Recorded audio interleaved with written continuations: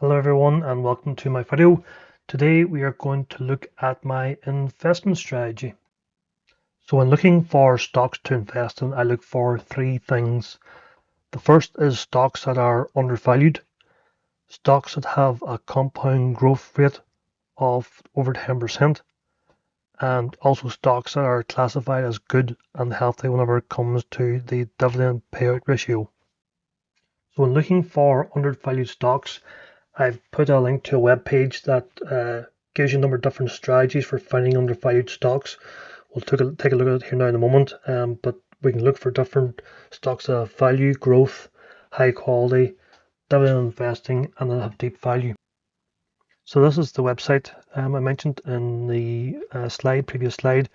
So you can see here it goes down and it gives you basically all the different stock filters. So this is the one for value, and it gives you a couple of different formulas. You can see here exactly the different filters that you can put in place. I'm not associated with this website, clicker.com.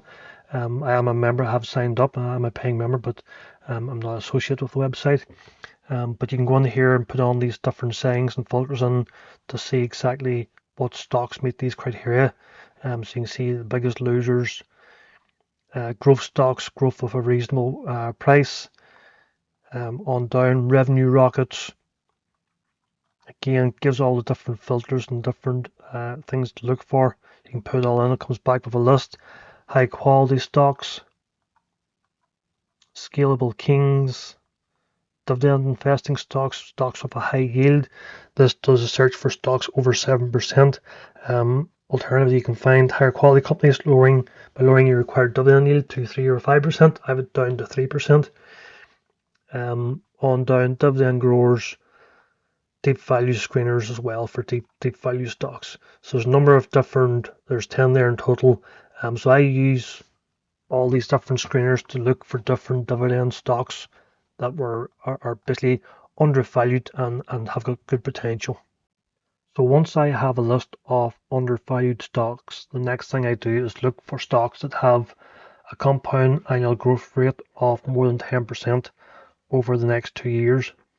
So to work that out, you take the earnings per share in 3 years' time. So currently this is 2025. So you take the earnings per share in 2028 and multiply that by the next 12-month PE. So once you multiply those two numbers together, you have an estimated share price of the share in 3 years' time. So what you take then is the next 2 years' dividends. So as I say, this is 2025. So you take the 2026 dividend and the 2027 dividend and multiply it to the first number, which is your ESP, multiplied by your 12-month PE. Take that, multiply those two numbers together, and add on the next 2 year dividends, and that gives you your final estimated price for 3 years' time of the value of that stock. Now, to get a more in-depth explanation and probably a better explanation, you've got a link there just at the bottom of the screen, which will also put into the video description, and that explains it a lot better than myself, on how that there is calculated and why it's done a certain way. But that finds exactly what the growth is for the different stocks over the next 2 years.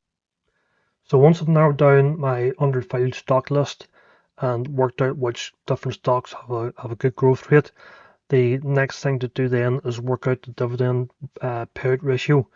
So I look for stocks that have a payout between 0 and 50%. So the 0 to 35 payout percentage, that's classified as a good payout ratio, and that's where you find your value stocks. And also you have some hidden dividend aristocrats in there as well. So that's a good place to look for different stocks that could seriously grow over the next few years. I also look again for stocks that are 35% to 50% payout ratio. They're classified as healthy and are well-established stocks and basically leaders in their different industries. Again, I put a link here at the bottom of the screen, and I'll put into the video description, and that gives a good explanation of why you want to look for that ratio and nothing too much higher. And finally, I look for stocks that are basically in the G7 countries, so that's Canada, France, Germany, Italy, Japan, the UK, and the US. Now on Train 212, the stock exchanges are only for Canada, France, Germany, UK, and the US. So to bring it all together, once the filtering is completed, there's about 211 stocks. And if you invested in all those stocks, you have an annual or an average return, annual compound return of about 20% growth. So that means for every £1 invested, you have about £1.45 returned over the next 2 years. So I've created 4 different pies in my Train 212 portfolio. So the first pie is a low growth, low dividend pie. The second is a low growth, high dividend pie. The third is a high growth, low dividend pie, and the fourth one is a high growth, high dividend pie. So you can see here for the low growth, low dividend pie, there's about 62 stocks in that, with a compound annual growth rate of 23% over the next 2 years. So for every £1 invested, that's about £1.52 returned. The low growth, high dividend pie has got 52 stocks with a compound annual growth rate of about 19%. Which works out about £1.41 returned for every pound invested. The high growth, low dividend pie has got 79 stocks. It's got a return of about 18% per year, which equates to about £1.39 return for every pound invested over the next 2 years. And the final one, the high growth, high dividend pie, has got 18 stocks with a compound annual growth rate of about 19% over the next 2 years, which equates to about £1.41 for every pound invested.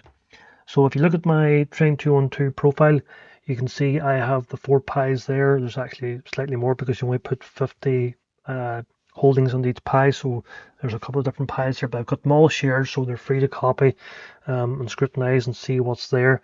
So yeah, like and share this video, subscribe as well, please. And any support or any questions or queries, please stick them in the comments and I'll get back to everyone. Thanks.